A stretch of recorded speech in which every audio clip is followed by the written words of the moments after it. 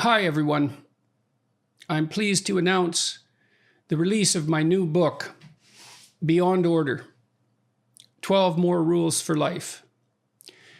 I've been thinking for quite a while about what I would do to announce this book, and what popped into my mind constantly was that I should start the announcement with a thank you to all my viewers, listeners, and readers for the tremendous support that you've shown to my work in all of its forms, and for the multitude of kind and thoughtful and often erudite and moving letters that you've sent to me and to my family, and comments that you've left on YouTube and other forms of social media. I've been constantly amazed, and I mean constantly, and I mean amazed, by the volume of correspondence that has come my way, and by the continual support I've received from so many people. And so I'm pleased to have been of use. I'm pleased that people found my last book, 12 Rules for Life, helpful and engaging, and I hope very much that the same thing will prove true of this new book.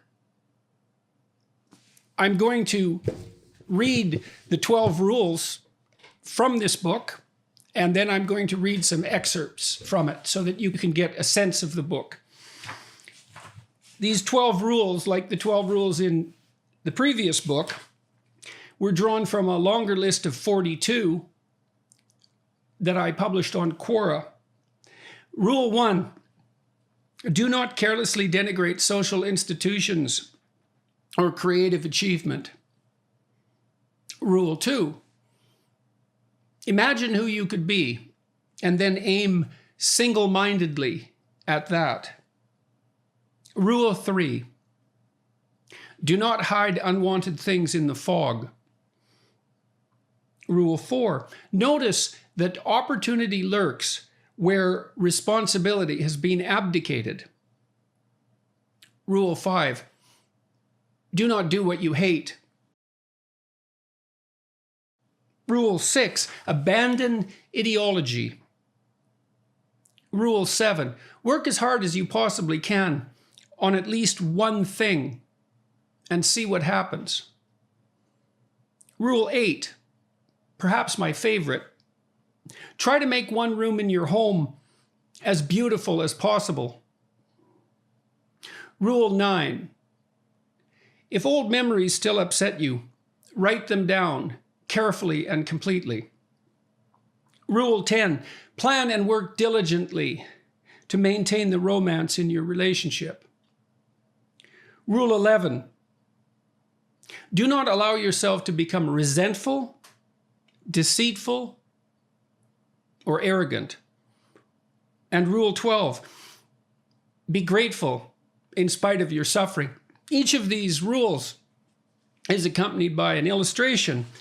As in the case of my previous book, this time the illustrator is Yulia Fogra, and she's done, I think, a lovely job. We held a competition for the illustrations, and her work was, at least in my opinion, the best of the bunch. And she's produced these lovely artworks that have a classical fairy tale appeal. And so I think they add a bit of beauty to the book. So I'm going to read a couple of sections now. The first reading is from Rule 3. And to remind you, Rule 3 is, do not hide unwanted things in the fog. And this is from a subsection entitled, What is the Fog? Imagine that you are afraid. You have reason to be. You're afraid of yourself. You're afraid of other people. You're afraid of the world. You're nostalgic for the innocence of the past, for the time before you learned the terrible things that shattered the trust characterizing your childhood. The knowledge you have gained of yourself, other people, and the world has embittered more than enlightened. You've been betrayed, hurt, and disappointed. You've become distrustful even of hope itself, as your hope has been repeatedly shattered. And that is the very definition of hopelessness. The last thing you want to know is more. Better to leave what is enshrouded in mystery. Better as well to avoid thinking too much or at all about what could be. When ignorance is bliss, after all, 'tis folly to be wise. Imagine more precisely that you are so afraid that you will not allow yourself even to know what you want. Knowing would simultaneously mean hoping, and your hopes have been dashed. You have your reasons for maintaining your ignorance. You're afraid, perhaps, that there is nothing worth wanting. You're afraid that if you specify what you want precisely, you will simultaneously discover, and all too clearly, what constitutes failure. You are afraid that failure is the most likely outcome. And finally, you are afraid that if you define failure and then fail, you will know beyond a shadow of a doubt that it was you that failed and that it was your fault. So you do not allow yourself to know what you want. You manage this by refusing to think it through. You are happy, satisfied, and engaged sometimes, and unhappy, frustrated, and nihilistic other times, but you will not inquire deeply into why, because then you would know. And then you would encounter yet again shattered hope and confirmed disappointment. You are also afraid, but for different reasons, to allow others to know what you want. First, if they were to find out just what you wanted, then they might tell you, and then you would know, even if you were fighting against gathering that very knowledge. Second, if they knew, they could then deny you what you truly wanted, even needed, and hurt you much more efficiently than they might if your deepest desires, and therefore your vulnerabilities, remained secret. The fog that hides is the refusal to notice, to attend to, emotions and motivational states as they arise, and the refusal to communicate them both to yourself and to the people who are close to you. A bad mood signifies something. A state of anxiety or sadness signifies something, and not likely something that will please you to discover. The most probable outcome of successfully articulating an emotion that has accrued without expression over time is tears, an admission of vulnerability and pain, which are also feelings that people do not like to allow, particularly when they are feeling distrustful and angry. Who wants to dig down into the depths of pain and grief and guilt until the tears emerge? And voluntary refusal to take notice of our emotional states is not the only impediment to dealing with them. If your wife or husband, or whomever else you are tangled up with unhappily at the moment, says something that comes too close to the painful truth, for example, then a sharp and insulting remark will often shut them up, and is therefore very likely to be offered. This is partly a test. Does the person being insulted care enough about you and your suffering to dig past a few obstacles and unearth the bitter truth? It is also partly and more obviously defensive. If you can chase someone away from something you yourself do not want to discover, that makes your life easier in the present. Sadly, it is also very disappointing if that defense succeeds, and is typically accompanied by a sense of abandonment, loneliness, and self-betrayal. You must nonetheless still live among other people, and they with you. And you have desires, wants, needs, and however unstated and unclear. And you are still motivated to pursue them, not least because it is impossible to live without desire, want, and need. Your strategy under such conditions? Show your disappointment when someone close to you makes you unhappy. Allow yourself the luxury and pleasure of resentment when something does not go your way. Ensure that the person who has transgressed against you is frozen out by your disapproval. Force them to discover with as much difficulty as possible exactly what they have done to disappoint you. And finally, let them grope around blindly in the fog that you have generated around yourself until they stumble into and injure themselves on the sharp hidden edges of your unrevealed preferences and dreams. And maybe these responses are tests too. Tests deeply associated with the lack of courage to trust. If you really loved me, you would brave the terrible landscape that I have arrayed around myself to discover the real me. And perhaps there is even something to such claims, implicit though they may be. A certain testing of commitment might have its utility. Everything does not have to be given away for free. But even a little unnecessary mystery goes a long way. And you must still live with yourself. In the short term, perhaps you are protected from the revelation of your insufficiency by your refusal to make yourself clear. Every ideal is a judge, after all. The judge who says, you are not manifesting your true potential.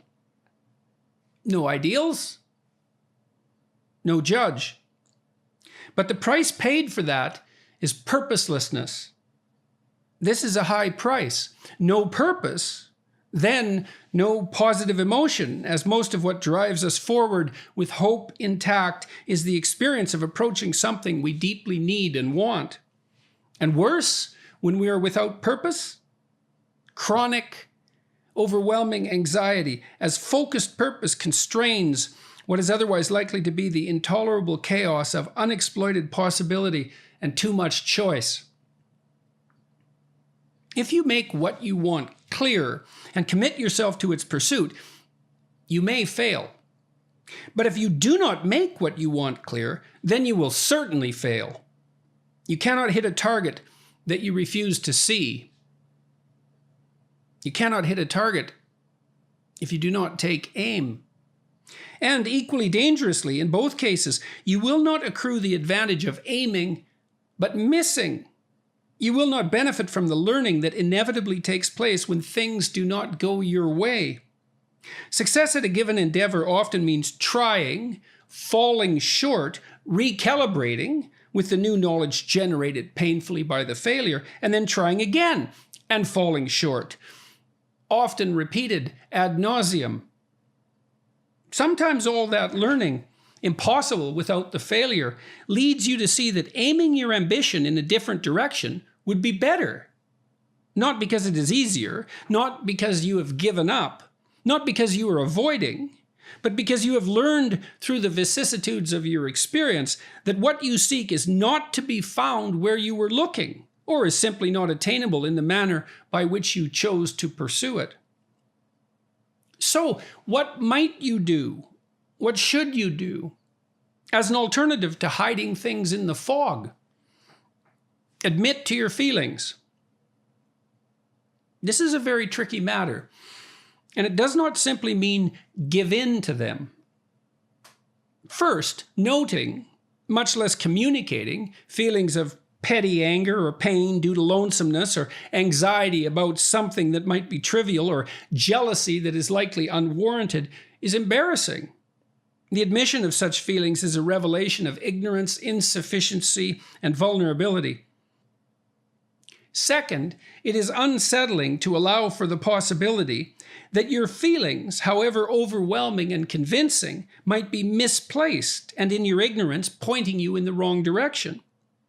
It is possible that you have misinterpreted the situation entirely, for reasons of which you remain fundamentally unconscious. It is for such reasons that trust is vital, but trust of the mature and tragic sort. A naive person trusts because he or she believes that people are essentially or even universally trustworthy. But any person who has truly lived has been or has betrayed. Someone with experience knows that people are capable of deception and willing to deceive. That knowledge brings with it an arguably justified pessimism about human nature, personal and otherwise, but it also opens the door to another kind of faith in humanity, one based on courage rather than naivete. I will trust you. I will extend my hand to you, despite the risk of betrayal, because it is possible, through trust, to bring out the best in you and perhaps in me. So I will accept substantial risk to open the door to cooperation and negotiation. And even if you do betray me in a not too unforgivable manner, assuming a certain degree, shall we say, of genuine apology and contrition on your part, I will continue to extend my hand. And part of the way I will do that is by telling you what I am feeling. A certain necessary humility must accompany such raw revelations. I should not say, at least not ideally, "You have been ignoring me lately." I should say, instead, "I feel isolated and lonely and hurt, and cannot help but feel that you have not been as attentive to me over the last few months as I would have liked, or that might have been best for us as a couple. But I'm unsure if I am just imagining all this because I'm upset, or if I am genuinely seeing what's going on." The latter statement gets the point across, but avoids the accusatory stance that so often serves as a first defense against a serious get-to-the-bottom-of-things conversation. And it's very possible that you are wrong about just what it is that is causing you to feel the way you do. If you are, you need to know it, because there's no point in propagating errors that are causing you and others pain and interfering with your future. Best to find out what is true, best to disperse the fog, and find out if the sharp objects you feared were lurking there are real or fantastical. And there is always the danger that some of them are real, but it is better to see them than to keep them occluded by the fog, because you can at least sometimes avoid the danger that you are willing to see. This is an excerpt from Rule 8. Try to make one room in your home as beautiful as possible. It's from a subsection entitled Memory and Vision. The pride of the peacock is the glory of God. The lust of the goat is the bounty of God. The wrath of the lion is the wisdom of God. The nakedness of woman is the work of God. Excessive sorrow laughs, excessive joy weeps. The roaring of lions, the howling of wolves, the raging of the stormy sea, and the destructive sword are portions of eternity, too great for the eye of man. William Blake, from Proverbs of Hell, the marriage of heaven and hell. When I was a child, I knew the contours and details of all the houses in my immediate neighborhood. I knew the back alleys, the places behind the fences, the location of each crack in the pavement, and the shortcuts that could be taken from one place to another. My geographical locale was not large, but I had explored it thoroughly, and my knowledge of it was very detailed. Now that I am an adult, the same is not true. I lived in Fairview, the town I grew up in for most of my childhood and adolescence, for only 9 years. But I am still able to picture in high resolution the street I lived on. I have lived in Toronto on the same street for more than twice that long, but I still have only a vague sense of the houses that surround me. I do not think that is a good thing. I feel far less at home because of it. It is as if when I walk down the street and glance at a local house, I think house as an icon, because really, what practical difference does it make to me what particularities characterize each house? And then my attention is turned to something else. I do not see the house with its specific shingles, colors, flowers, and architectural details, despite the interest that might have been elicited in me had I paid careful attention. By this point in my life, I have seen so many houses in so many places that I know what a house is likely to do when I walk by, which is very little. Thus, I ignore the engaging idiosyncrasies and beauties of its details its unique character for better or worse, and see just enough to stay oriented as I walk past and continue to think and be elsewhere as I do so. There is real loss in that. I am simply not there in my adult neighborhood the same way I was as a child in my hometown. I am separated from the reality of the world, and a very deep sense of belonging is missing in some important way.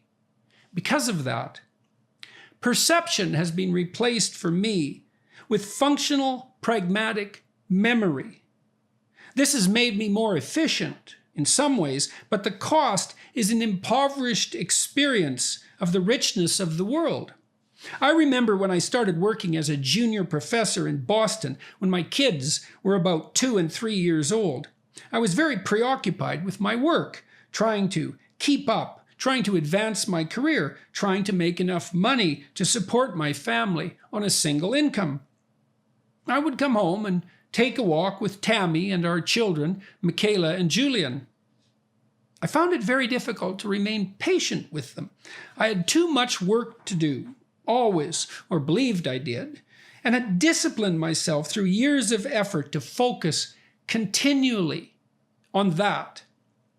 If we went for a walk, I wanted to know exactly where we were going, just how long it would take to get there, and precisely when we were going to get back. This is no attitude to adopt when trying to have a pleasant and reasonable time with toddlers. Not if you want to immerse yourself in the experience. Not if you want to watch and participate in the pleasure they take in their timeless discovery. Not unless you want to risk missing something of crucial import. It was very difficult for me to relax and focus on the present and watch my little kids pursue their meandering route through the neighborhood with no particular destination, purpose, or schedule in mind, engaging themselves deeply in an encounter with a local dog, bug, or earthworm, or in some game they invented on the way. Now and then, however, I could snap briefly into that same frame of reference. That is one of the wonderful gifts provided by young children, and see the pristine world they inhabited, still untrammeled by practiced and effective memory, capable of producing pure joy in the newness of everything. But I was still possessed enough by my future concerns to be involuntarily pulled back into intense preoccupation with getting the next thing done. I knew perfectly well I was missing out on beauty and meaning and engagement, regardless of whatever advantages and efficiency my impatience bought. I was narrow, sharp, and focused, and did not waste time. But the price I paid for that was the blindness demanded by efficiency, accomplishment, and order. I was no longer seeing the world. I was only seeing the little I needed to navigate it with maximum speed and lowest cost. None of that was surprising. I had the responsibilities of an adult. I had a demanding job. I had to take care of my family, and that meant sacrificing the present and attending to the future. But having little children around and noticing their intense preoccupation with the present and their fascination with what was directly around them made me very conscious of the loss that accompanied maturity. Great poets are expressly aware of this, and they do what they can to remind the rest of us. There was a time when meadow, grove, and stream, the earth, and every common sight to me did seem apparelled in celestial light, the glory and the freshness of a dream. It is not now as it hath been of yore. Turn wheresoever I may, by night or day. The things which I have seen, I now can see no more. Ye blessed creatures, I have heard the call ye to each other make. I see the heavens laugh with you in your jubilee. My heart is at your festival. My head hath its coronal. The fullness of your bliss I feel. I feel it all.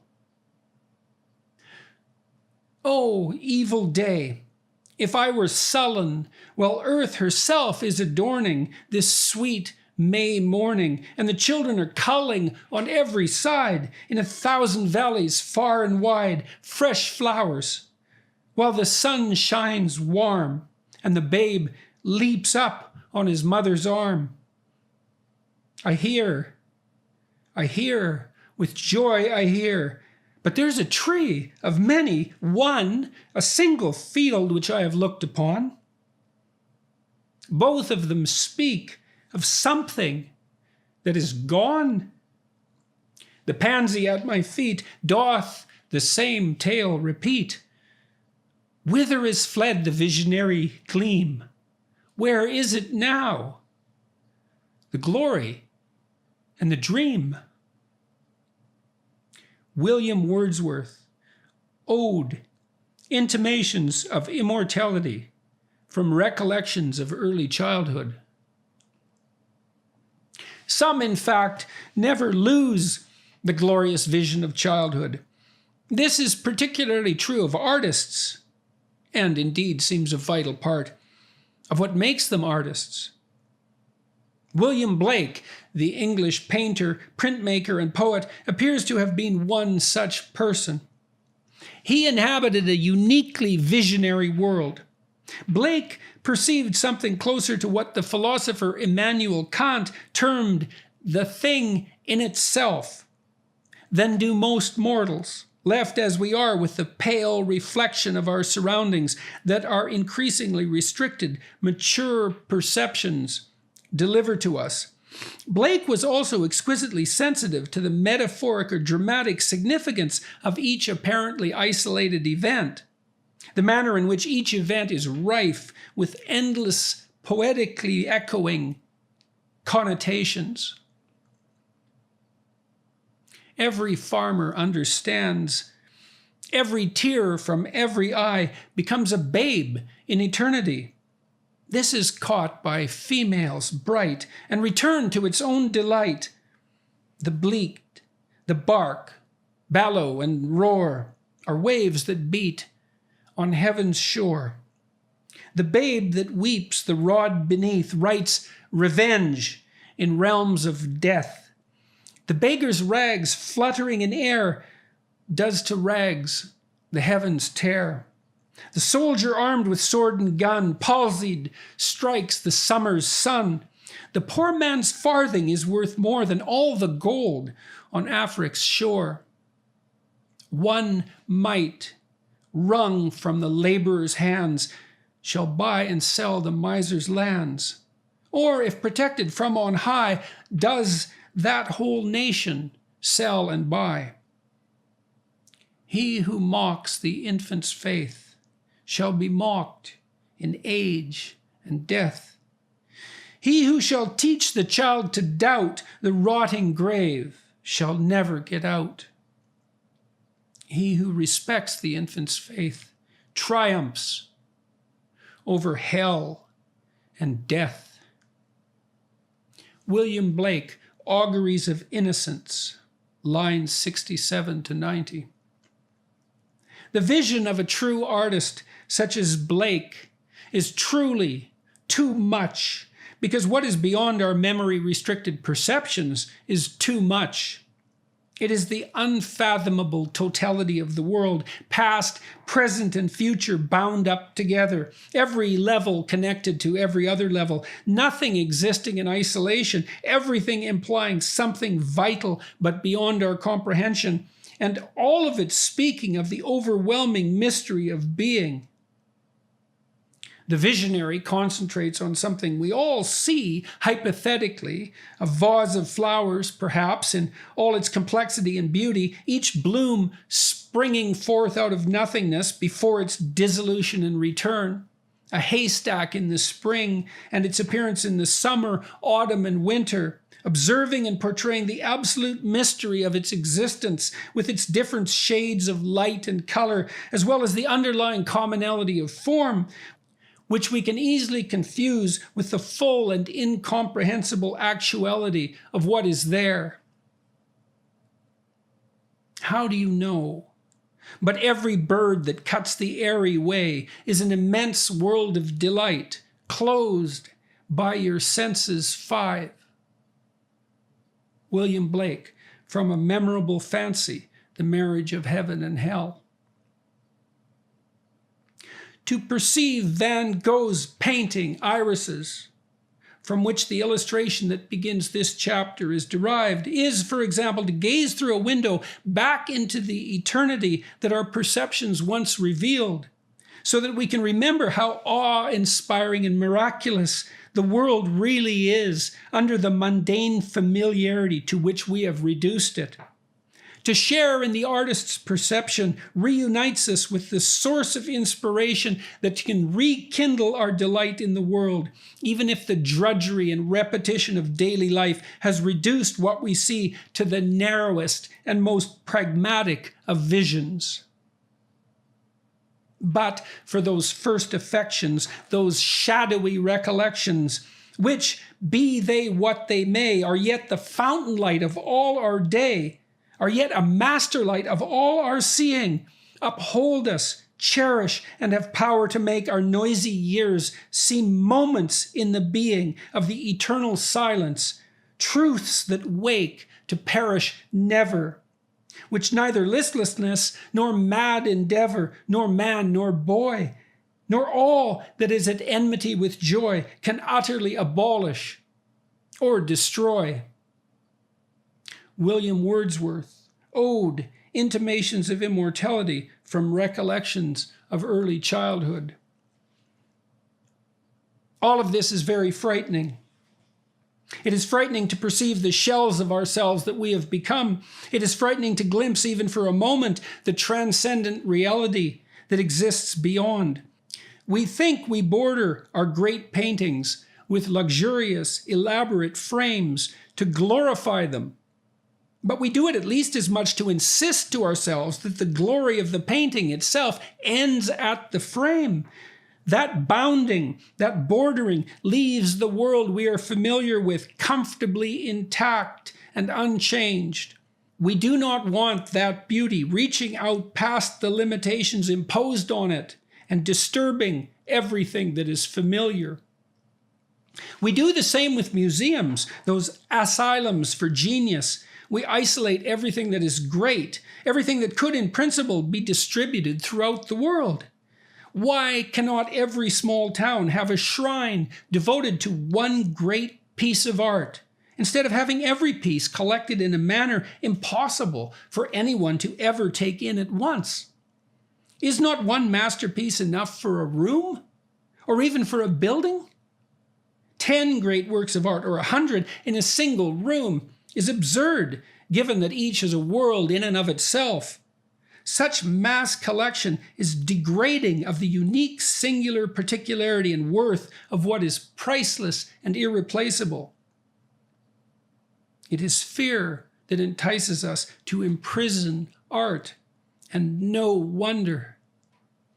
Have you reckoned 1,000 acres much? Have you reckoned the earth much? Have you practiced so long to read? Have you felt so proud to get at the meaning of poems? Stop this day and night with me, and you shall possess the origin of all poems. You shall possess the good of the earth and sun. There are millions of suns left.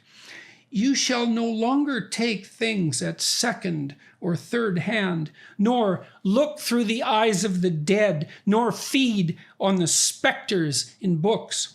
You shall not look through my eyes either, nor take things from me. You shall listen to all sides and filter them from yourself. Walt Whitman, Song of Myself. It can be overwhelming to open ourselves up to the beauty in the world that we as adults have painted over with simplicity. In not doing so, however, in not taking a proper walk with a young child, for example,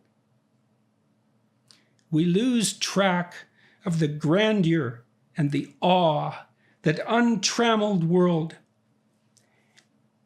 It can be overwhelming to open ourselves up to the beauty in the world that we as adults have painted over with simplicity. In not doing so, however, in not taking a proper walk with a young child, for example, we lose track of the grandeur and the awe the untrammeled world is constantly capable of producing, and reduce our lives to bleak necessity. That's from my new book, Beyond Order, 12 More Rules for Life. Thanks for your attention. Bye-bye.